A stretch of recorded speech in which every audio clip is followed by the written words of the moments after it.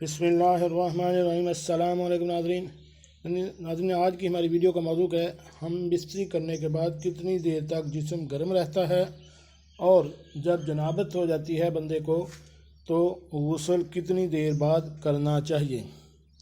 तो शुरू करते हैं आज की वीडियो शुरू करने से पहले मेरी आपसे रिक्वेस्ट है कि अगर आप मेरे इस चैनल पर नए हैं तो मेरे इस चैनल को सब्सक्राइब कर दें और साथ बेल आइकन का बटन भी प्रेस कर दें ताकि मेरी हर नई आने वाली वीडियो आपको बार वक्त मिल सके।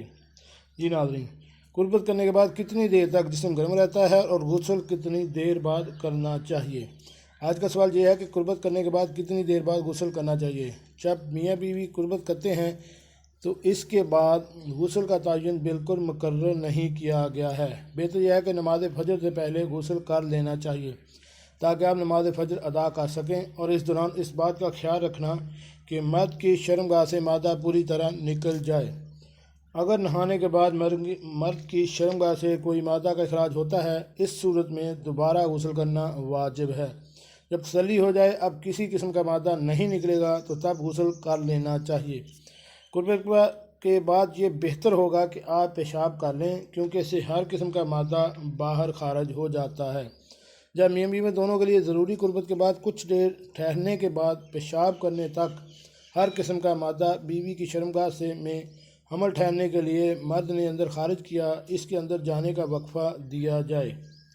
अजाफी मादा होगा वो बीवी की शर्मगाह से खारिज हो जाएगा।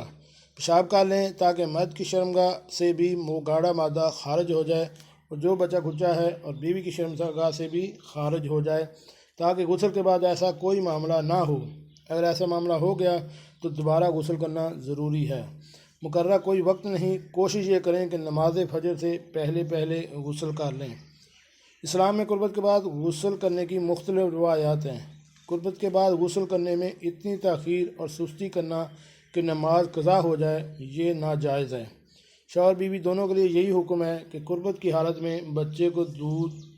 बहुत से लोग कहते हैं कि जब तक इंसान कुर्बत करके गुस्ल नहीं करेगा वो हराम कारी में रहेंगे और वो लानत में रहेगा और शैतान इन पर हावी हो जाएंगे। कोई बात नहीं है, जिससे पहले उठ जाएं वो कर ले। इसके अलावा आप सल्लल्लाहु अलैहि वसल्लम से साबित है कि अगर आप कोई चीज़ भी खाना चाहते या सोना चाहते और अगर आपका गुस्ल का इरादा ना होता तो आप सल्लल्लाहु अलैहि वसल्लम वज़ू कर लेते। वज़ू करने के बाद आप कोई चीज़ खा भी सकते हैं और सो भी सकते हैं, और जैसे ही आपका जिस्म ठंडा हो जाए या नमाज फजर से पहले आप गुस्ल कर सकते हैं।